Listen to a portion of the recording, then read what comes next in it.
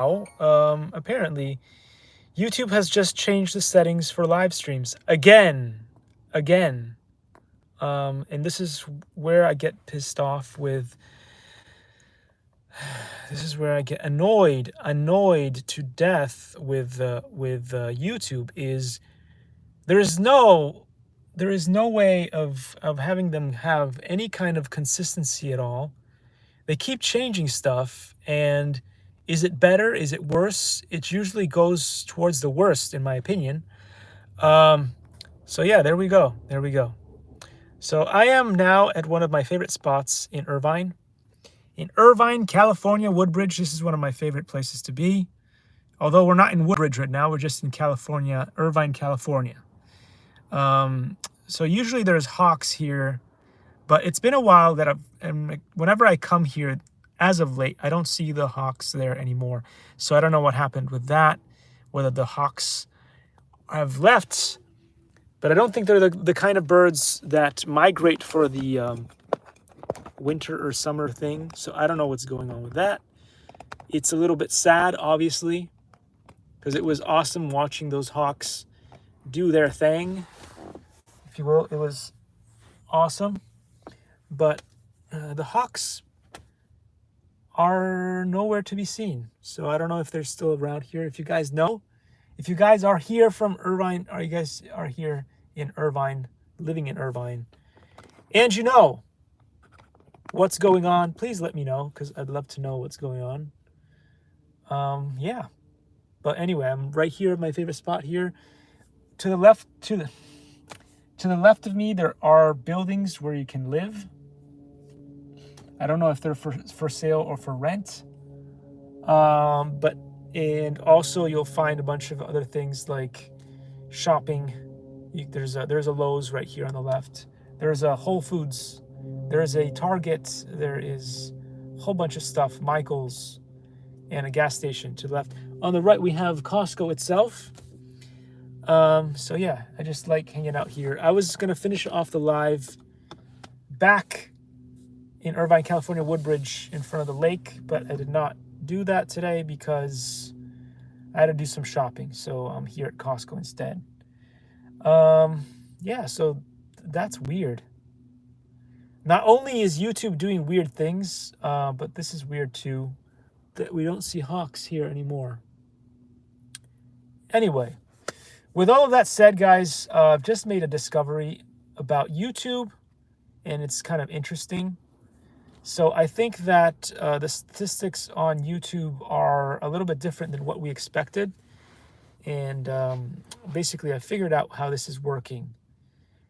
I think it's all about the momentum that you have and you're able to establish in your YouTube system.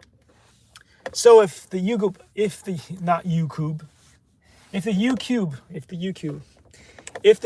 algorithm is favorable or in your favor and likes your content, it'll start spinning up some momentum, and then it will show what's going on in the live reporting system.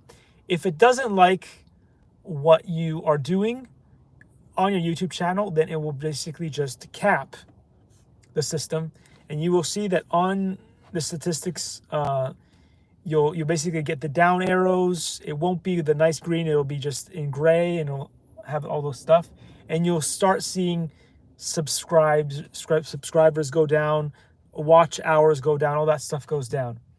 So it doesn't matter if you have one subscriber or you have a considerable amount of subscribers. These have like over 1,500 or whatever subscribers. This seems to be working this way for the small channels.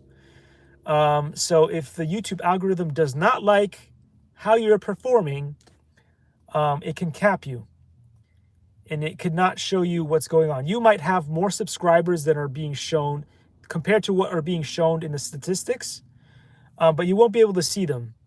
And I think maybe part of the reason they're doing this is to demotivate people from being part of YouTube, so they will just quit.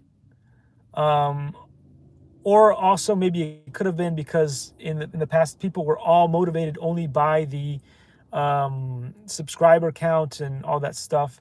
And so they caught, maybe it caused depression to some people. I don't know. I think this is just stupid. I think this is just stupid. But anyway, what it seems to be, the way that it seems to be working is you have a certain amount of statistics, and based on your traffic and how the things are going, and if YouTube algorithm likes you, then you will continue to see your stats slightly like move up and so on and so forth. And there's going to be like addition to your subscriber counts and stuff. But this is no longer live, guys. This is no longer live, at least based on what I've seen with my channel. This is no longer live. Also, the algorithm is able to remove subscribers that have subscribed to you on your channel without your consent, without their consent. Basically, it's just weird what's going on. It's a bunch of glitches. I think that if this continues, I might have to change my opinion on whether Twitter is the all-time worst platform ever made at this point, because this is ridiculous what's going on.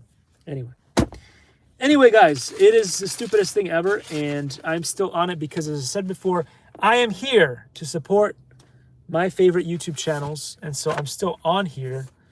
But I'm probably going to stop making videos when this channel reaches that magical, I don't know if it's just 9999999.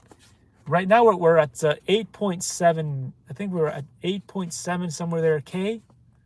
I think when we get to that 99999 bit, or just go over to by 1, I think that's when I'm going to be ending my, basically adding to this YouTube channel, because it is, as I said before, you need, in your life, you need attainable goals. And this is just not an attainable goal at this point, because YouTube has been designed, this YouTube algorithm system has been designed to trigger the ever-loving poop out of people, to the point where people either give up if they never reach a certain point, or they end their lives. So it's like, I don't know. It's not really fantastic. It's not really fantastic the way that it's set up. There's so many things that I would change with YouTube today, starting today. But it's not up to me. It's not up to me. It's up to the people at the top. The people at the top make all the decisions. Remember, the decision makers never take a pay cut, ever. You know that. I know that. We all know that. Are we going to do? What are we going to do? We're going to start working. We'll do a couple of pages of staffing, because it's good to know. It's good to know what the other people on the other side know, right? Now, I've read bits and pieces of this book when I was trying to get into staffing, and then I became a staffer only online, not in person. I was this close to becoming accepting a job offer from West Coast LLC, and then I found the news that my daughter was being born, and so then I had to make the decision to be either in the supporting role for the rest of my days, or to start my career as one of these, as a HR person. And I decided to dedicate my life to being a supporting role human being, a beta, a sigma, an alpha, it's a beta, sigma, gamma, I don't know, whatever. It could be a theta. Anyway, so that was my choice. Did I make a good choice? In some ways, yes. In some ways, no. But that was my choice. I may end up kicking myself.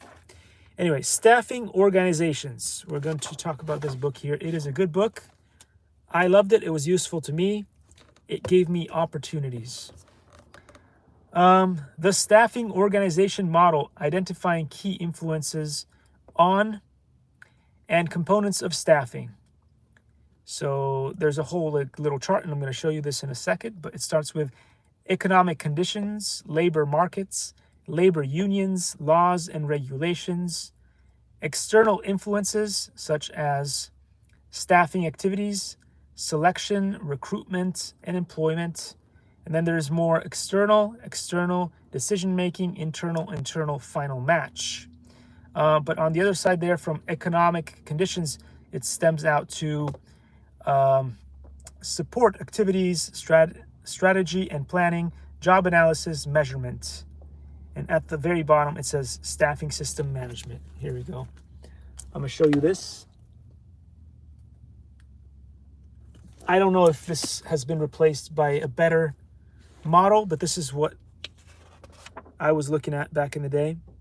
And it says key websites. Funny how they wrote key websites instead of websites together. And it says American Federation of Labor Congress of Industrial Organizations, www.aflcio.org.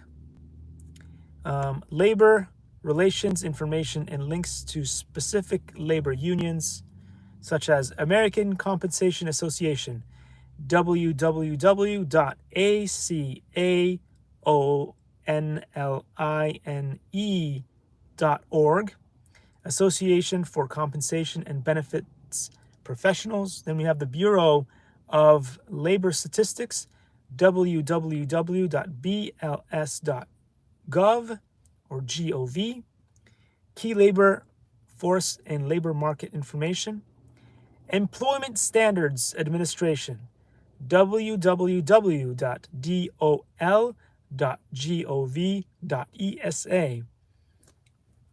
I don't know if all of these websites are still in existence today or not, but you can Google them yourselves and find out. Just type those into your browser. You'll find out if they're true or not. Rules, regulations, compliance, assistance, link to OFCCP. Equal Employment Opportunity Commission, the www.eeoc.govc, Agency Programs Enforcement and Litigation Employer Assistance. We have the Find Law, which is www.findlaw.com, which is FINDLAW.com. Legal search engines and links, including labor and employment law. International Personal Management Association, which is www.IPMA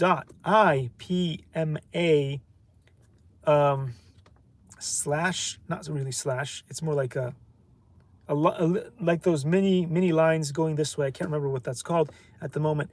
hr.org,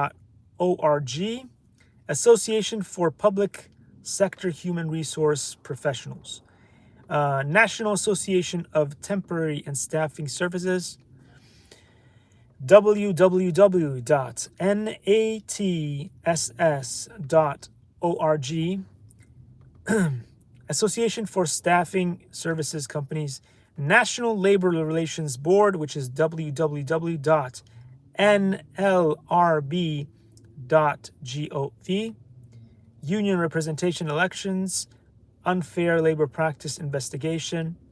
Society for Human Resource Management is the www.shrm.org.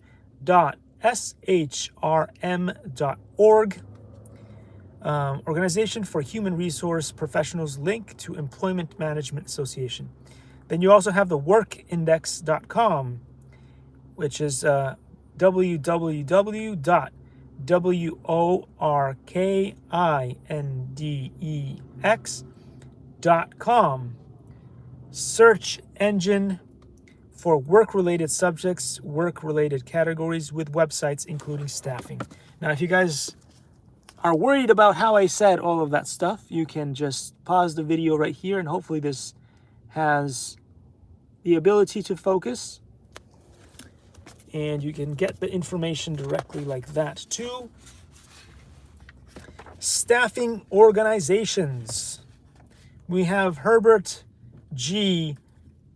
Heinman III, University of Wisconsin-Madison. Timothy A. Judge, University of Iowa. Robert L. Heinman the Ohio State University. And this is an Irwin McGraw-Hill. Interesting. Mendota House, Middleton, WI. Is that Wisconsin? Probably Wisconsin. Anyway, this dedication to Susan, Jill, and Renee. So there's a whole bunch of acknowledgments in this book, which we may or may not read right now. We may start with that tomorrow. Again, we have so many different books to read from, so I try not to do too much of any one particular book. For now, we're going to use, yes, you've guessed it, the Puesto thing right here. Stop this one right here for there. And, oh boy, oh boy, oh boy, oh boy.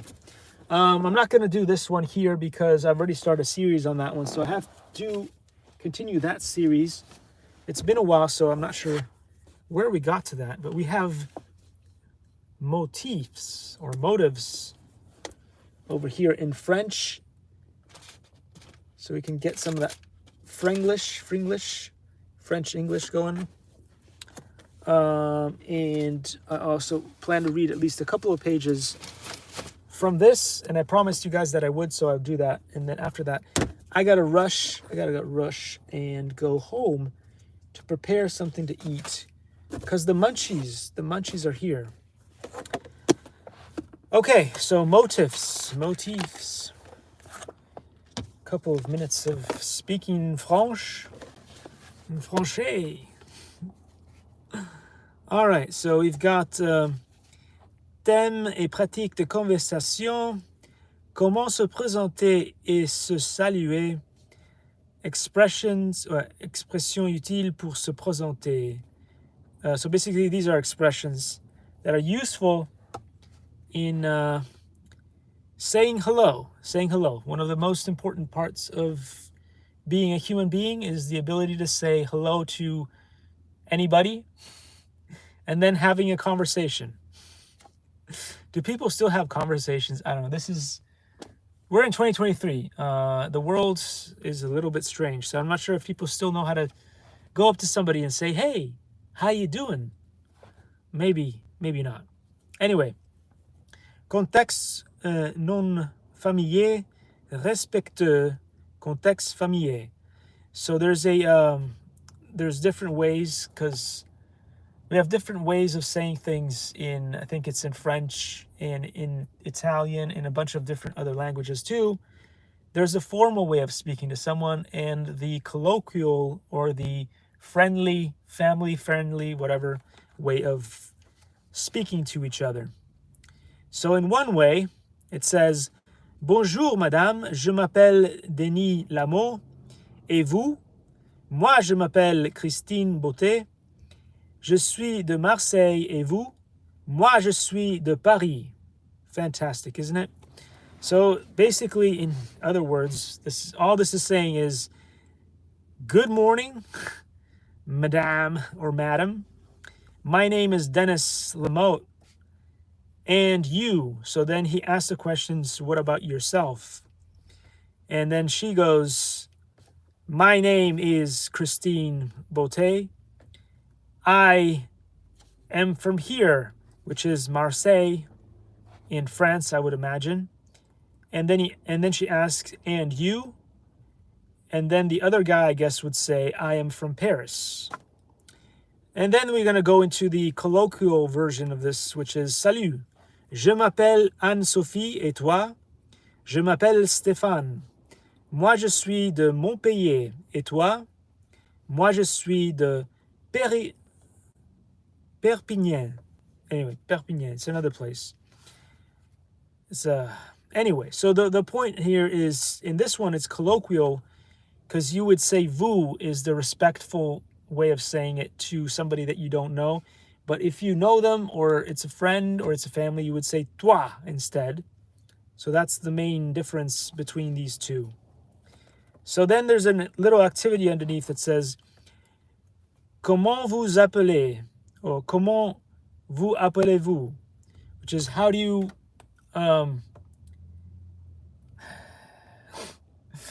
how do you call yourself?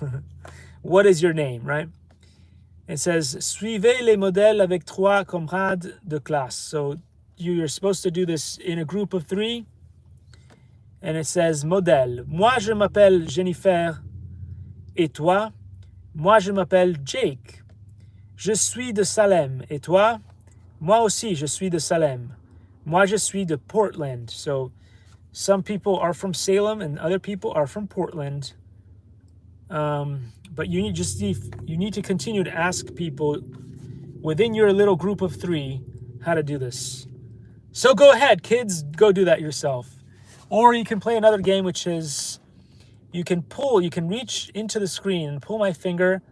And if you do, there's going to be a video popping up over here about how you say something. I don't want to say bad things. That's where the pause came. But if you watch this video that's coming up over here, it'll say something else about YouTube that's ticking me off.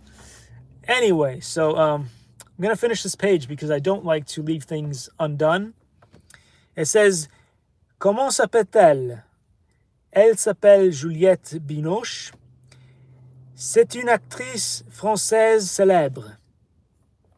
So the question is here, what is her name? Her name is Juliette Binoche. She's a French celebrity. Comment s'appelle-t-il? Il s'appelle Jacques Chirac. C'est le président de la République française.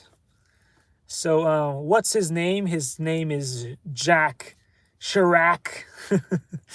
And he is the president of the Republic of France. Et vous? Comment vous appelez-vous?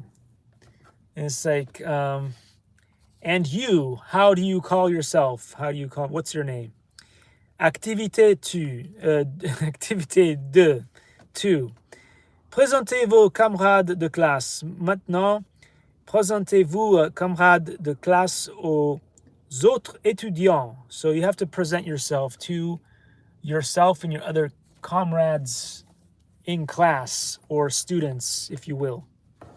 Anyway, this is exciting stuff. I know that you are so excited and can't wait to hang out tomorrow for the next lesson on how to be a douche.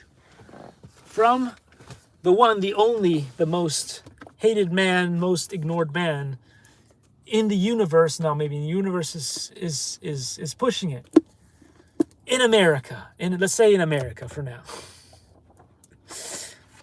Hey, listen. Donald Duck and Chris Cuomo's got nothing on me. Oh, gosh darn it. Anyway, so let's go and let's jump into the 10 stages of diagnostics and therapeutics in traditional Chinese medicine. Because why the heck not? You know, remember Franco? Franco said he was right. Because I got nothing better to do. Synthesis of 4 diagnostics methods. Let's go.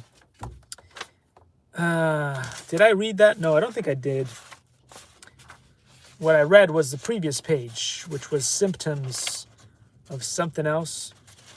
So today we're going to start here with synthesis of the 4 diagnostic methods. Heck yes.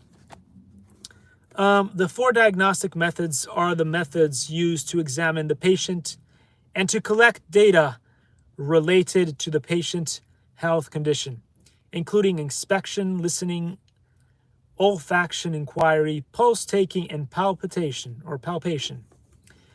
The level at which the 4 diagnostic methods are used correctly to the key point of correspond to the condition of disease is of primary importance to the accuracy of syndrome differentiation. The process of the 4 diagnostics needs to be systematic as well as make the focal points stand out. Hence, there must be an outline for the 4 diagnostics, which the mistakes such as blind inspection, unwanted listening, omitted inquiry, and palpation could be avoided in the 4 diagnostics and the foundation for effective syndrome differentiation. This paragraph is written according to the items in 4 diagnostics combined with clinical practice for physicians' information. In face of the patient, it is better to grasp the key points when acting on the following requirements, but not to use all items in turn on one patient. Inspection. Inspection is the most important place of the 4 diagnostics. What to inspect? There are chiefly 4 aspects concerning the spirit: color, shape, and posture. Inspection of spirit. Spirit refers to, humanity, to expression, vitality, and mental states. It can be seen how serious the disease is and whether the prognosis is benign or malignant. Loss of spirit suggests unfavorable prognosis, whereas existence of spirit suggests a favorable one. Inspection of complexion. Complexion is the reflection of the state of Zhang-Fu organs, qi, and blood, and the manifestation of pathological changes. The 5 complexions are bluish, yellow, red, white, and black. The normal complexion should be lustrous but reserved, while tarnished complexion is indicative of a problem. What's going on here? I heard voices, not in my head, but around me here at Costco, so I have no idea what's going on. Anyway.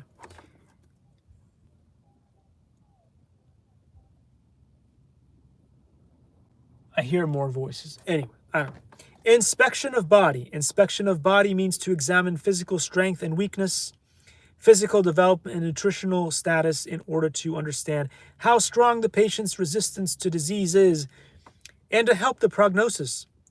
These descriptions are fundamental points of inspection. However, the specific contents depend on the manifestation of the parts of the body, which are commonly divided into the general inspection and the inspection of local regions. Fun times, fun times. Just in case you guys wanted to read this that I just read in Chinese, you can. Look at that. Study it well. Study it well. Okay, so then it says there's going to be parts here, the 211, because we're doing the 2.1 inspection. So 211, the general inspection. Then we have the 2 with a 111, inspection of spirit. There's a quietness, indicates the disease pertains to yin. Liveliness indicates the disease pertains to yang. Trance, the manifestations are that the mind is seemingly conscious, but not conscious at all. The eyes unable to see clearly. It is usually a sign of body fluid exhaustion or heart blood deficiency. I guess maybe some people may faint or suffer from blackouts or whatever. Dullness, pertaining to emotional disease, suggesting there has been death or something unfortunate in the patient's family. Depression, referring to dissatisfied emotion. Restlessness, seen during the febrile disease or when the spirit nearly exhausts in serious disease. I think the febrile disease relates to the flu, I think. However, febre is to have a temperature. So I don't know. Maybe diseases that cause you to have a temperature. Fatigue, seen in the case of overwork, kidney deficiency, or stomach insufficiency. 2112, inspection of complexion, color and luster. Bluish complexion, the sign of wind, usually seen in liver disease.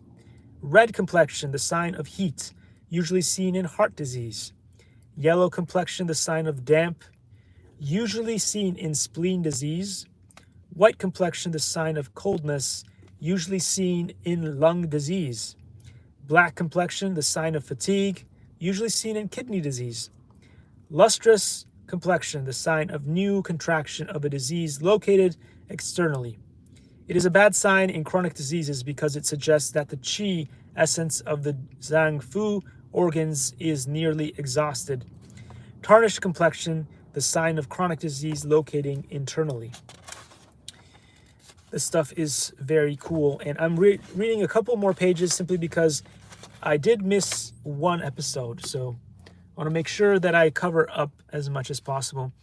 So we're going to do 2113, inspection of the body and postures. Physical obesity and emaciation. An obese body is susceptible to stroke due to exuberance of the body and deficiency of qi. So when the body produces excessive amounts of fat, the qi is dispersed. And I've been talking about this a lot in my Wing Chun and other things as well. If you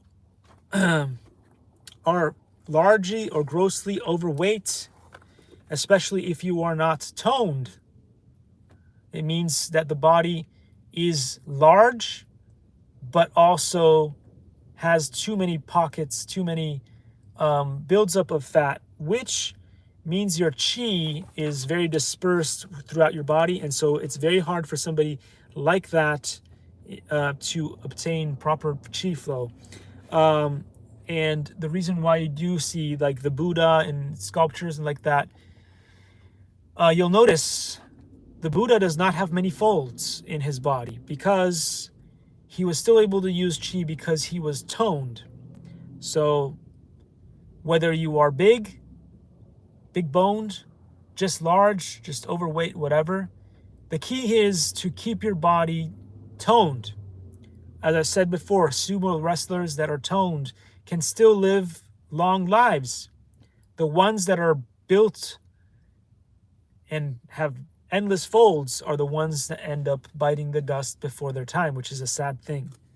Anyway, so internal accumulated dampness is apt to cause phlegm and qi stagnation resulting in sudden syncope.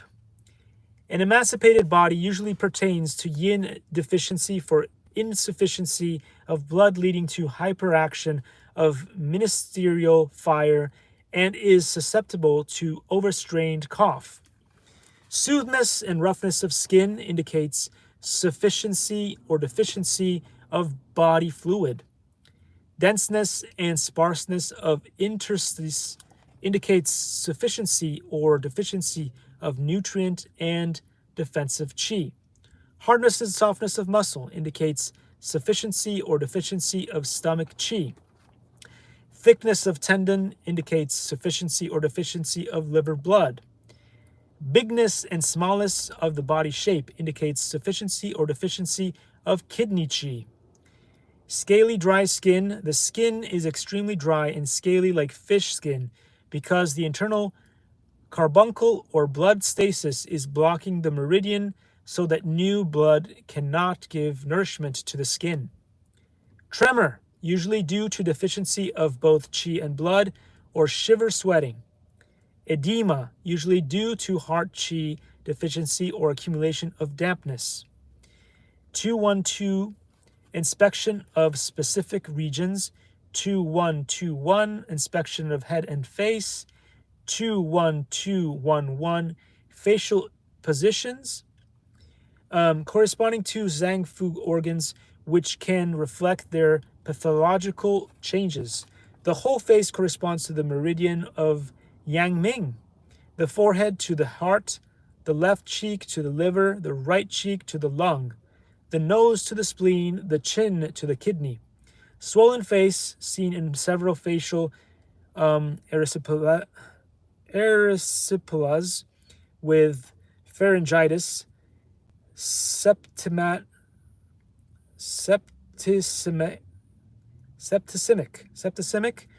furunculosis, renal edema, and edema. Tremor capitis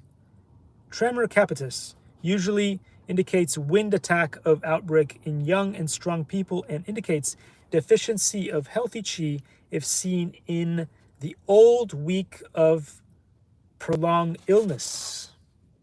So just in case you guys want to read this to yourselves in Chinese, you can. right here. And I will read one last page. We're going to end on page 23. And that'll be all for today, because I got to do stuff with cooking. So, 21212 complexion. So, white complexion indicates deficiency in cold syndrome or blood depletion, loss of Qi syndrome. White spots or pityriasis in the face of suggests helminthic accumulation in the abdomen. Yellow complexion indicates dampness, heat, or deficiency syndrome. Bright yellow due to heat, tarnished yellow due to dampness. Sallow complexion due to deficiency of spleen and stomach qi. Yellow with obesity due to phlegm damp in stomach, with emaciation due to fire in spleen and stomach. If there is a yellow complexion with a shine in the nose, forehead, or cheeks during prolonged illness, it suggests the recovery is coming. Red complexion indicates heat syndrome. Continually full red complexion indicates yang qi is depressed in the exterior. Red, like being drunk, indicates stomach heat.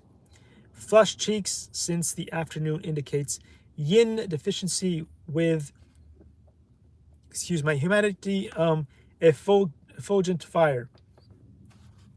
Occasional migratory reddish luster like makeup or delicate red with white indicates floating yang syndrome. Bluish complexion indicates wind, cold pain syndrome, or convulsive syndrome in children. Bluish and black complexion is usually caused by cold and pain. Bluish and white complexion is usually caused by deficiency wind. Bluish and tarnish is caused by stagnant fire. Bluish complexion with black and bluish lip suggests extreme yin. Black complexion indicates cold and pain. Black complexion mingled with yellow is due to thoracic fluid retention or alcoholic jaundice. Dark green is due to emaciation with fire. Tarnish dim dark green due to the non-flow of yang qi. So then we're going to read this last bit, which is 21213. Facial luster. Lustrous complexion indicates the disease is located in yang, in exterior or in the shallow part of the body. Tarnished complexion indicates the disease is located in yin, the interior, or in the deep part of the body. Haggard complexion, the sign of deficiency of blood and qi. Lubricating complexion, the sign of exuberance of blood and qi. So part of the reason why this stuff that I do every morning is useful is in future, if anybody in the family should be interested in learning about the 10 stages of diagnostic and therapeutics in traditional medicine, instead of only going with traditional Western medicine, which is all about working with the symptoms and suppressing the symptoms, but doesn't really fix anything, you can always take a look at this book right here that I'm reading. So you don't have to sit there and read it to yourself. You can just watch it. And so with that, guys, I will say the usual things that I say again. It was this man's birthday. Just, I think it was either yesterday or the day before. No, I've lost track of time. It was over the weekend. Let's just put it that way. Time flies so fast that it's unbelievable. So anyway, it was over the weekend, I think on a Sunday. The last Grandmaster of Wing Chun had his birthday. Anyway, secret origin of Wing Chun. 2,200 years of training, history, philosophy, development of ancient Chinese MMA. Written by the one, the only Grandmaster Tom Wong. Again, last of the Omei Yankai-san Samnung lineage. So if you don't have this book, it's on Amazon. And with that, I will see you all hopefully tomorrow if all goes well. If not, Feed this in.